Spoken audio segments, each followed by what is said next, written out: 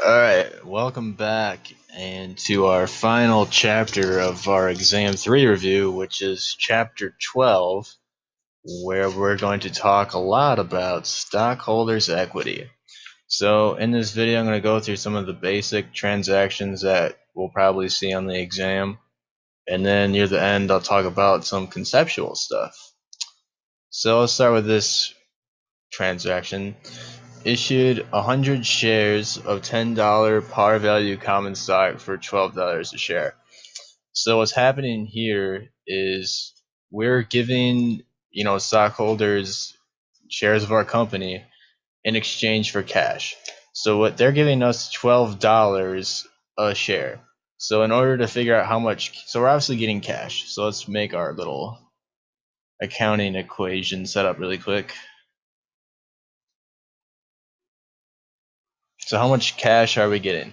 Well, it's obviously just going to be how much we're getting per share multiplied by how many shares we're issuing, and thus we get 120. So our cash is going up.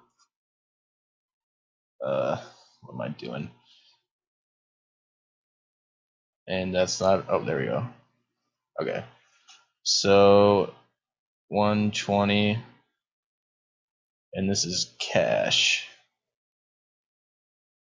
Alright, so now we're also issuing stocks. We have to record that. So we're going to have to record an increase in common stock. Ooh, this is not that good. Alright, let's get rid of this over here. So common stock. When we're calculating how much common stock, how much goes there, we're always going to use the par value. So if you're ever working with par, like if you're ever working with common stock or preferred stock, always keep in mind that you're valuing that using the par value.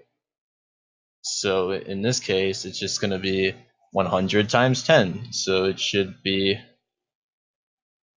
yep, so just 100. Wait, no, it should be 1,000. Yep, so then this number over here is going to be wrong too. It's going to be 1,200. It's my bad. All right, so now the extra is going to be called paid in capital in excess of par. Oh my. It's very difficult writing with my finger.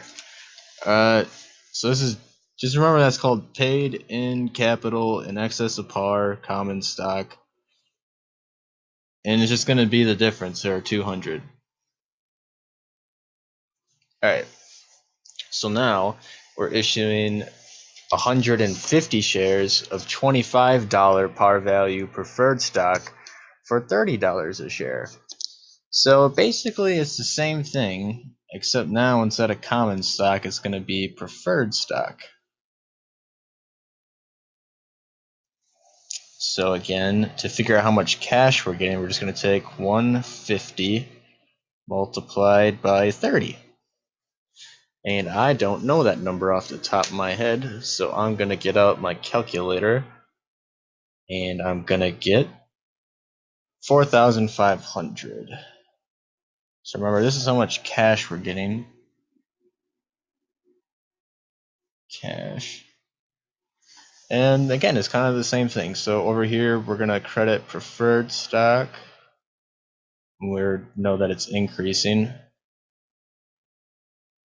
And that's just going to be the par, because remember, when we're dealing with preferred stock, we always deal with the par value. So that's going to be 25 times 150. And that's going to be 3,750. And then the excess goes into paid in capital and excess of par.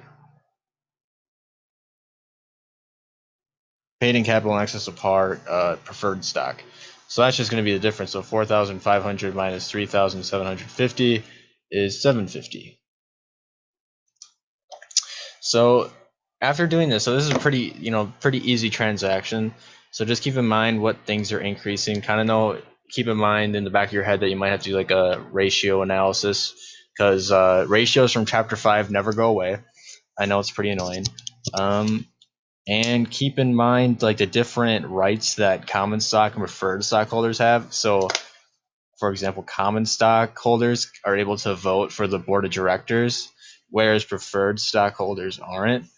But preferred stockholders have their perks too, which we didn't really cover a whole lot.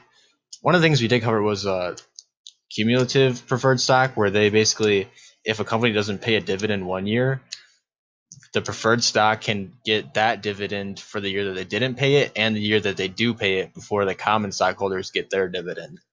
So just keep those in the back of your mind. So here we have a situation where we're actually repurchasing 20 shares of outstanding common stock for $10 each.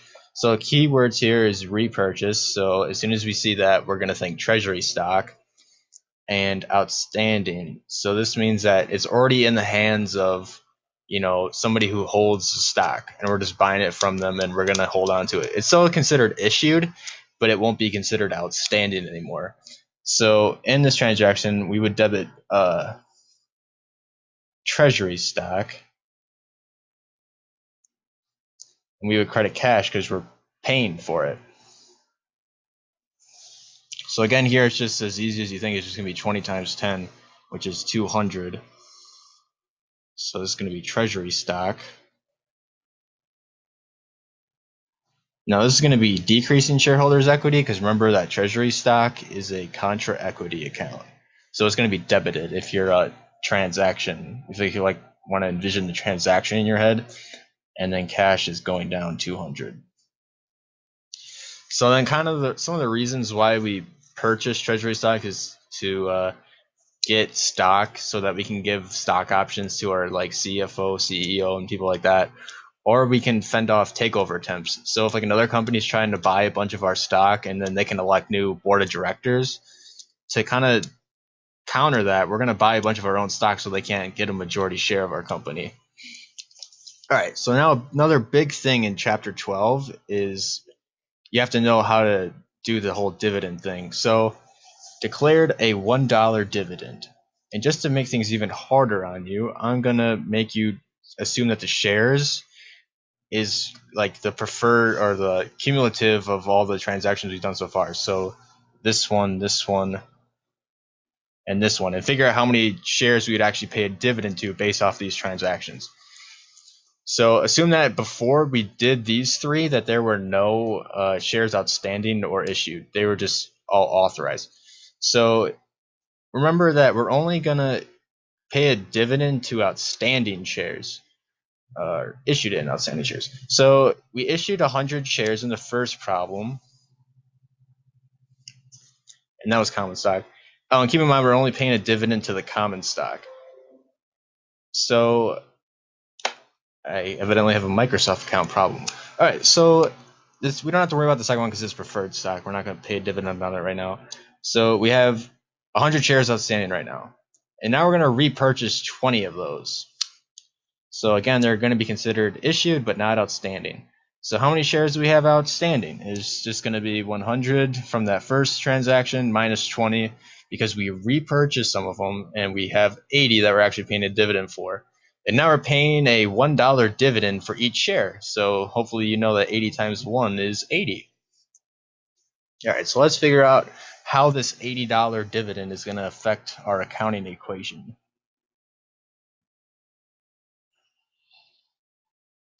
So we're obviously going to be paying cash. So this is going to go our cash. Oh, we're declaring the dividend. My bad. I'm jumping the gun again. So on the data declaration, we're just going to say that we're recognizing that we owe a dividend. So it's going to be a liability, and that's going to be increasing. And this is going to be dividends payable. Oh boy, that does not look too good. All right. And I guess I'll finish this transaction, make it a little bit better in the next video, so stay tuned for that. Gotta remember how to stop this.